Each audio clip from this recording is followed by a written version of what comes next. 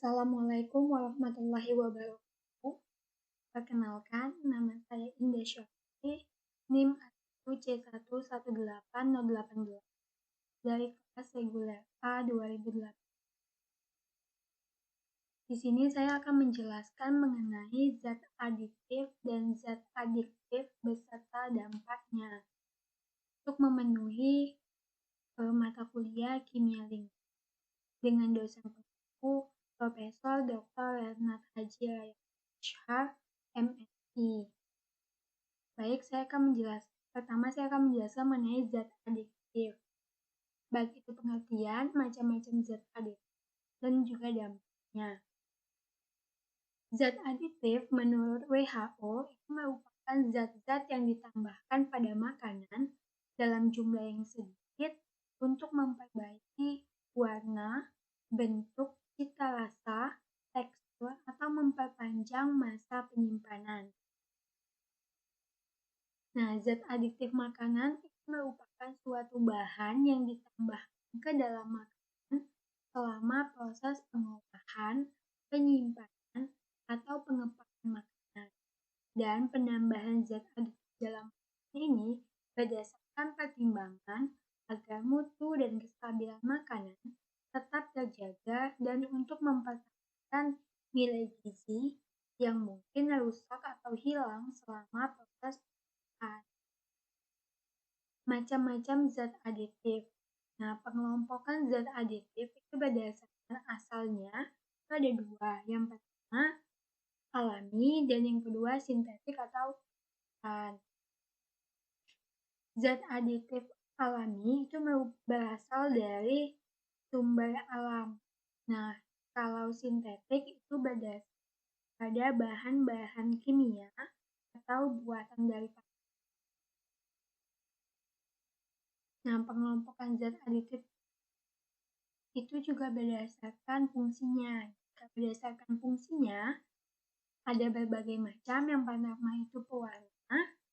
Nah, pewarna ini digunakan pada makanan agar terlihat menarik dan menggugah selera makan. Nah, jenis-jenis pewarna diantaranya yang pertama itu ada wortel yang menghasilkan warna kuning merah, daun suji menghasilkan warna hijau, daun jati menghasilkan warna merah coklat, kunyit menghasilkan warna kuning. Nah, ini merupakan contoh dari pewarna alami. Nah, dari pewarna buatan, itu contohnya tartrazin itu menghasilkan warna kuning, amaret itu menghasilkan warna kuning, dan masih banyak contoh lainnya. Nah, selain warna yang dihasilkan, pewarna ini memiliki kelebihan dan kekurangan. Nah, kelebihan dari pewarna alami itu aromanya. Aromanya itu enak, aman juga dikonsumsi, dan memiliki khas selain warna. Nah, kekurangannya, pilihan warnanya terbatas. Beda dengan putih. Nah, warnanya tidak tajam, seperti pewarna sintetik. Dan tidak praktis pada pewarna. Nah, pada pewarna buatan itu pilihan warnanya banyak. Tuh. Kemudian yang kedua ada pemanis. Nah, pemanis ini digunakan untuk menambahkan rasa manis pada makanan dan minuman. Contohnya ada gula pasir, madu, sakarin, dan juga siklamat. Kemudian pengawet. Nah, zat adiktif dapat mencegah atau menghambat fermentasi, pengasaman atau penguraian protein terhadap makanan yang disebabkan oleh mikroorganisme. Nah, contoh dari pengawet itu biasa yang digunakan adalah gas kapur, natrium nitrat, dan juga natrium nitrit. Nah, contohnya pada ikan asin itu digunakan garam dapur dalam teknik pengawetannya agar ikan asin tersebut dapat tahan lama. Kemudian ada penyedap rasa. Yang pertama, penyedap rasa dan aroma. Nah, penyedap rasa dan aroma ini yang sering banyak digunakan itu berasal dari golongan ester. Contohnya, isoamil asetat yang menghasilkan rasa pisang, isoamil valerat yang menghasilkan apel dan sebagainya. Yang kedua, bahan penguat rasa atau penyedap makanan yang sering digunakan yaitu adalah MSG atau monosodium glutamat yang sering digunakan ibu-ibu di dapur dalam memasak. Kemudian antioksidan. Contohnya itu asam ascorbat, kemudian butyl hidroksianisol, kemudian juga butyl hidroksitoluen. Nah, antioksidan ini merupakan zat adiktif yang dapat mencegah dan menghambat oksidasi. Kemudian dampak zat adiktif. Dampak zat adiktif ini banyak sekali.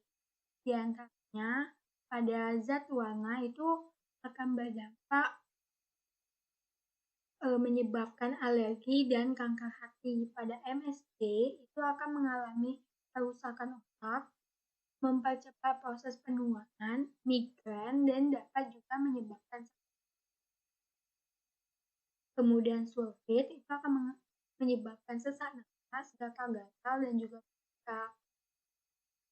pada pemanis itu akan menyebabkan kanker kantong kemih. Pada sakarin itu gangguan syaraf dan tumor. Nah, pada siklamat itu mengalami kanker karsinogenik. Pada formalin menyebabkan kanker paru-paru, gangguan pada alat pencernaan, penyakit jantung, dan merusak sistem syaraf. Pada boraks akan menyebabkan mual, muntah, diare, penyakit kulit, kerusakan ginjal, serta gangguan pada otak dan hati. Nah, pada nitrat dan nitrat itu juga menyebabkan keracunan, mempengaruhi kemampuan sel darah, membawa oksigen ke berbagai organ tubuh, sulitnya bernapas, sakit kepala, anemia, radang ginjal, dan juga muntah-muntah. Kemudian yang kedua, kita akan membahas mengenai zat adiktif. Baik itu pengertiannya, macam-macam zat adiktif itu apa saja, dan juga dampaknya apa saja. Nah, zat adiktif itu adalah obat serta bahan-bahan aktif yang apabila dikonsumsi oleh organisme hidup dapat menyebabkan kerja biologi serta menimbulkan ketergantungan atau adiksi yang sulit dihentikan dan berefek ingin menggunakannya secara terus-menerus. Yang jika dihentikan dapat memberikan efek lelah yang luar biasa atau rasa sakit yang luar biasa. Macam-macam zat adiktif. Yang pertama, heroin. Nah, heroin atau dikenal dengan putih ini merupakan jenis dari opioid alkaloid. Nah, heroin ini berasal dari bunga Papaver somniferum.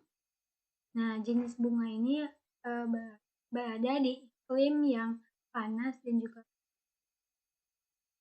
bunga tersebut ini akan menghasilkan zat lengket yang menjadi cikal bakal dari heroin, opium, morfin, dan kodein. Nah, heroin adalah zat depresan, di mana obat-obat depresan tidak langsung membuat Anda merasakan. Nah, zat-zat tersebut akan memperhambat atau memperlambat pesan dari otak ke tubuh dan juga sebaliknya. Nah, kemudian ada kokain.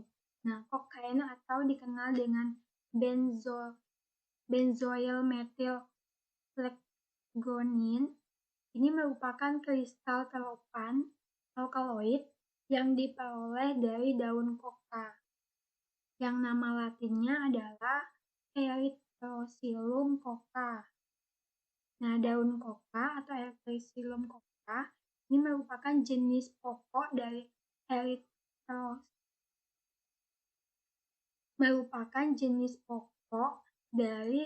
erythroloxylon yang terdapat di Peru, Bolivia, dan Kolombia yang di pegunungan Andes, Amerika Serikat. Nah, bahan ini kebanyakan berada di Amerika Serikat. Kemudian,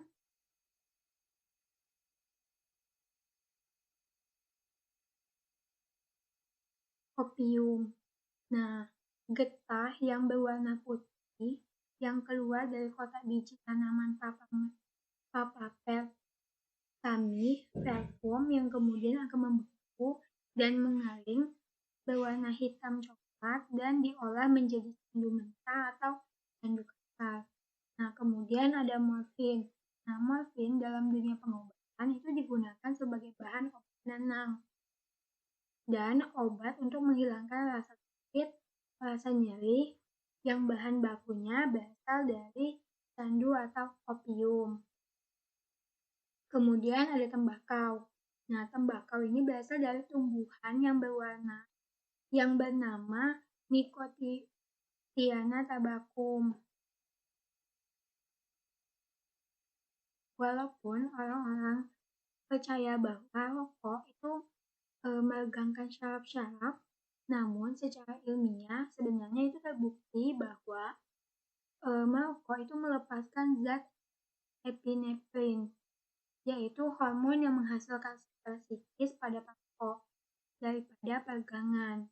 Nah, ketika orang yang merokok itu menghisapnya, nah nikotin itu akan diserap oleh paru-paru, akan berpindah ke aliran darah, di mana zat tersebut akan tersirkulasi ke otak.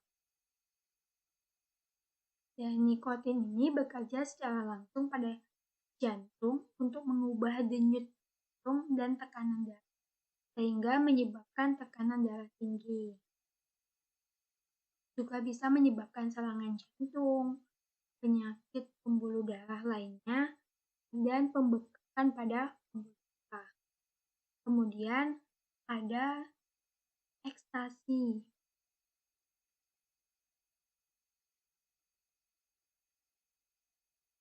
Efek dari ekstasi ini sama dengan amfetamin, yaitu akan bersifat halusinogen. Nah, ekstasi ini biasanya dalam bentuk tablet berbagai warna dengan desain yang berbeda, juga bisa dalam bentuk bubuk maupun dalam bentuk kapsul. Nah, kemudian terakhir itu ada ganja. Nah, ganja atau cannabis itu merupakan obat depresan yang terbuat dari daun tanaman cannabis. Nah, ganja ini hadir dalam bentuk yang berbagai macam. Yang ganja itu merupakan tembakau hijau seperti campuran daun. Nah, hasis dan minyak hasis adalah bentuk yang lebih kuat dampaknya dari ganja. Hasis itu merupakan hasil lelehan dari tanaman yang dijual dalam bentuk minyak atau blok kecil hasil pemadatan. Nah, ganja itu mempunyai beberapa nama populer seperti dele, daun, cimeng, pot, wheat, dan lain sebagainya. Nah, ganja ini menjadi simbol budaya hippies yang pernah populer di Amerika Serikat. Hal yang biasanya dilambangkan dengan daun ganja yang berbentuk khas. Nah, selain itu, ganja dan opium juga didengungkan sebagai simbol perlawanan terhadap arus globalisme yang dipaksakan negara kapitalis ke negara yang berkembang. Kemudian, dampak dari zat adiktif. Nah, dampak dari pemakaian zat adiktif ini pada tubuh sangat banyak dampaknya. Di antaranya, pada otak dan syaraf itu akan dipaksa untuk bekerja di luar kemampuan yang sebenarnya. Yang kedua, peredaran darah dan jantung. Dikarenakan pengotoran darah oleh zat mempunyai efek yang sangat keras, ini akibatnya jantung itu akan dirangsang untuk bekerja di luar kemampuan atau di luar kewajibannya. Kemudian pernapasan tidak akan bekerja dengan baik dan akan mengalami cepat sekali lelah. Kemudian penggunaannya jika berlebih dari dosis yang dapat ditahan oleh tubuh akan mendatangkan kematian secara mengerikan. Dan juga timbul ketergantungan baik rohani maupun jasmani sampai timbulnya keadaan yang serius karena putus obat. Demikian penjelasan saya mengenai zat adiktif dan zat adiktif beserta dampaknya. Mohon maaf jika ada kesalahan. Saya akhiri. Wassalamualaikum warahmatullahi wabarakatuh.